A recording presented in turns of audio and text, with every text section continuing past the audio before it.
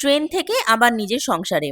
আজ সকালেই ট্রেনে উঠলাম, শ্বশুরবাড়ি থেকে আবার কলকাতায় আমাদের নিজের ছোট্ট সংসারে ফিরছি। সত্যি বলতে ফেরার সময় সবারই একটু মন খারাপ হচ্ছিল। বেশি দিন তো আর থাকা হয় না। তার উপর আমার পুচকাটাকে সবাই এত ভালোবাসে, তাই ওকে ছেড়ে আসার সময় মনটা একটু খারাপ হবে, এটা স্বাভাবিক। তবে ট্রেনে উঠেই আমাদের দুষ্টু বাবুর দুষ্টুমি শুরু। ওর কাণ্ড কারখানা দেখতে দেখতে কখন যে মন খারাপটা একটু হালকা হয়ে গেল বুঝতেই পারিনি। শেষমেশ ডুগ্গুরও বাইক এলো কলকাতায়। আর এবারের ফেরার পথে আমাদের সঙ্গে একটা বিশেষ জিনিসও চলে এলো। আমার ছোট ননদ মানে ডুগ্গুর ছোট পিসি ওর অন্নপ্রাশনের সময় এই হলুদ বাইকটা ডুগ্গুকে গিফট করেছিল। তখন ডুগ্গু অনেক ছোট ছিল, তাই বাইকটা শ্বশুর বাড়িতেই রেখে এসেছিলাম। কিন্তু এখন তো বাবু বড় হয়েছে আর এই বাইকে চড়তেও শিখে গেছে, তাই এবার আর বাইকটাকে রেখে আসা গেল না।